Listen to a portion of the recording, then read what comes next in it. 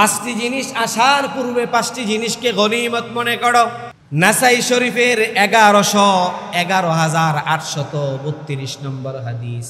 বিশ্বনবী সাল্লাল্লাহু আলাইহি ওয়াসাল্লাম চমৎকারভাবে জানিয়ে দিলেন, ইগতানিম খামসান ক্বাবলা খামসিন শাবাবাকা ক্বাবলা হারামিক। বিশ্বনবী সাল্লাল্লাহু আলাইহি ওয়াসাল্লাম চমৎকারভাবে জানিয়ে দিলেন, পাঁচ জিনিস আসার পূর্বে পাঁচ জিনিসের গনিমত মনে করো। তন্মধ্যে এক নাম্বার হলো শাবাবাকা ক্বাবলা হারামিক, তোমাদের বার্ধক্য আসার পূর্বে যৌবনের হেফাজত করো। বার্ধক্য আসার পূর্বে যৌবনকে গুরুত্ব দাও, যৌবনকে গনিমত মনে করো। কারণ তুমি যখন বার্ধক্যে উপনীত হবে তখন তুমি চাইলেও কোনো গুনাহ করতে পারবে না। তোমার সামনে দিয়ে কোনো সুন্দরী রমণী যদি হেঁটে যায় তারপরেও তোমার জেনা করার আগ্রহ হবে না। তোমার সামনে কেউ যদি অন্যায় করে সেটা প্রতিবাদ করার ক্ষমতাও তখন তোমার থাকবে না। এজন্য বিশ্বনবী মুহাম্মদুর রাসূলুল্লাহ সাল্লাল্লাহু আলাইহি ওয়াসাল্লাম পাঁচ জিনিস আসার পূর্বে পাঁচ জিনিসকে গুরুত্ব দেওয়ার কথা বলেছেন। এজন্য সর্বপ্রথম বিশ্বনবী বললেন, শাবাবাকা ক্বাবলা হারামিক, তোমরা তোমাদের বার্ধক্য আসার পূর্বে যৌবনকে তোমরা গুরুত্ব দাও। বার্ধক্যের আগে যৌবনকে গুরুত্ব দেওয়ার দরকার আছে না নাই? আপনি চাইলেও তখন গুনাহ করতে পারবেন না। এমন একটা সময় আসবে তখন আপনার পা মাথা সব এক হয়ে যাবে, মাথা গুজা হয়ে যাবে, কোমরেও আর হাড্ডি আর শক্তি থাকবে না। আপনি ইচ্ছা করলেও সোজা হয়ে দাঁড়াতে পারবেন না। আপনার সামনে গুনাহ করার বস্তু দিলেও আপনি গুনাহ করতে পারবেন না। কথা বলেন ঠিক কিনা? এজন্য মুসলমান ভাইয়েরা আমার, বিশ্বনবী মুহাম্মদুর রাসূলুল্লাহ সাল্লাল্লাহু আলাইহি ওয়াসাল্লাম বলেছেন, শাবাবাকা ক্বাবলা হারামিক, তোমরা তোমাদের বার্ধক্য আসার পূর্বে যৌবনকে তোমরা গুরুত্ব দাও। এরপর বিশ্বনবী বলেছেন, ওয়াসিহাতাকা ক্বাবলা সাকমিক, তোমাদের অসুস্থতা আসার পূর্বে তোমরা অসুস্থতাকে গনিমত মনে করো। অর্থাৎ আপনারা যখন অসুস্থ হয়ে যান, আমরা অনেক সময় অসুস্থ হয়ে বেডের মধ্যে যখন পড়ে থাকি তখন আজান হলে মনে হয় যদি সুস্থ থাকতাম পায়ে হেঁটে মসজিদে গিয়ে নামাজ আদায় করতাম। মনে হয় কি হয় না? এবার এমন অনেক সময় হয় যখন হাসপাতালের বেডের মধ্যে মানুষগুলো কাতরাচ্ছে, ওই সময় তার মনে হয় জমার নামাজের আজান হয়েছে, আমার সকল ভাইয়েরা নামাজ আদায় করতে মসজিদে যাচ্ছে। আজকে যদি আমি সুস্থ থাকতাম, আমার পা দুটি যদি ভালো থাকতো, তাহলে আমিও তাদের সাথে আতর গোলাপ মেখে মসজিদের দিকে যাইতাম।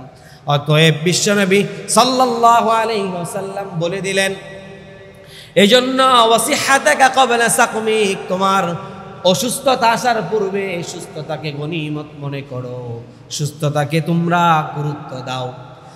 এরপর বিশ্বনবী বললেন,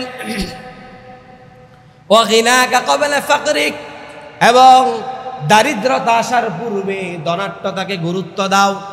কারণ অনেক সময় মানুষ এমন হয় যে অনেক টাকা পয়সার মালিক, বিত্তবান, কিন্তু দান খয়রাত করে না, সদকা দেয় না, হজ ফরজ হয়েছে হজ করে না। কিন্তু প্রক্ষান্তরে দেখা গেল কিছুদিন অতিবাহিত হওয়ার পর ব্যবসায় লজ করে তার সকল সম্পত্তি লুণ্ঠন হয়ে গিয়েছে, সকল সম্পত্তি শেষ হয়ে গিয়েছে। এমন নজির আমাদের সমাজে আছে না নাই? তখন তার কাছে আফসোস হয়, যদি আজকে টাকা পয়সা থাকতো, যদি ধন সম্পদের মালিক থাকতাম, হজ করতাম, যাকাত দিতাম, দান করতাম, কিন্তু ওই সময় তার কাছে দান করার মতো আর কোনো কিছু বাকি থাকে না। এজন্য বিশ্বনবী সাল্লাল্লাহু আলাইহি ওয়াসাল্লাম বলেছেন, ওয়াগিনাকা ক্বাবলা ফাকরি, তোমাদের দরিদ্রতা আসার পূর্বে তোমরা ধনাঢ্যতাকে গুরুত্ব দাও। এরপর বিশ্বনবী বলেছেন, ওয়াফারাগাকা ক্বাবলা শুগলিক, তোমাদের যখন অবসর সময় থাকে, ব্যস্ততা আসার পূর্বে ওই অবসরকে তোমরা গুরুত্ব দাও। অতএব বিশ্বনবী সাল্লাল্লাহু আলাইহি ওয়াসাল্লাম আমার কেমন জানি মনে হয় এই কথাটুকু যুবকদেরকে উদ্দেশ্য করে বলেছে। বিশ্বনবী সাল্লাল্লাহু আলাইহি ওয়াসাল্লাম বলেছেন, অফারাগকা ক্বাবলা শুগলিক, তোমাদের ব্যস্ততা আসার পূর্বে অবসরতাকে তোমরা গুরুত্ব দাও। কারণ যুবক যখন কামাই সরে লেগে যায়, যখন কামাই করতে থাকে, পরিবারের বোঝা তার কাঁধে এসে যায়, তার ফ্যামিলির বোঝা, বাবা মা ভাই বোন সকলের বোঝা যখন তার কাঁধে এসে যায়, সে চাইলেও ইসলামের কোনো কাজ এত সহজভাবে সে করতে পারে না। বিশ্বনবীর অপমানে সে সজাগ হতে পারে না, অনেক প্রতিবন্ধকতা তার মাঝে এসে যায়। এজন্য বিশ্বনবী মুহাম্মদুর রাসূলুল্লাহ সাল্লাল্লাহু আলাইহি ওয়াসাল্লাম আপনাকে আমাকে নির্দেশ দিয়েছেন, ব্যস্ততা আসার পূর্বে তোমরা অবসরকে গনিমত মনে করো। মুসলমান ভাইরা আমার, সব শেষে বিশ্বনবী মুহাম্মদুর রাসূলুল্লাহ সাল্লাল্লাহু আলাইহি ওয়াসাল্লাম ও হায়াতিকা ক্বাবলা মাউতিক, বিশ্বনবী সাল্লাল্লাহু আলাইহি ওয়াসাল্লাম বলেছেন, তোমার মৃত্যু আসার পূর্বে তোমরা তোমাদের জীবনকে গনিমত মনে করো। মৃত্যু যখন এসে যাবে তখন আপনি চাইলেও কি 1 সেকেন্ডের সময় আপনাকে দেয়া হবে? কথা বলেন, দেয়া হবে? তখন 1 সেকেন্ডের সময় দেয়া হবে না। যখন নির্ধারণ করা হয়েছে ঠিক তখনই আপনার মৃত্যু হবে। এজন্য বিশ্বনবী বললেন, ও হায়াতিকা ক্বাবলা মাউতিক, তোমাদের মৃত্যু আসার পূর্বে তোমাদের জীবনকে তোমরা গুরুত্ব দাও। আপনার আমার প্রত্যেকটা সেকেন্ডের গুরুত্ব দিতে হবে। প্রত্যেকটা সেকেন্ড আমাদেরকে ভাবতে হবে যে একদিন এমন আসবে যেদিন আমার কোনো অস্তিত্ব থাকবে না। আমাদেরকে মানুষ গোসল করাবে, খাটিয়ার সামনে রাখবে, আমাকে দাফন কাফন করবে, আমাকে জঙ্গলার ভিতর রেখে চলে আসবে। আমি হাজার চিল্লা চেঁচামেচি করার পরেও তারা আমার কথা কেউ শুনবে না। সবাই আমাকে রেখে চলে আসবে।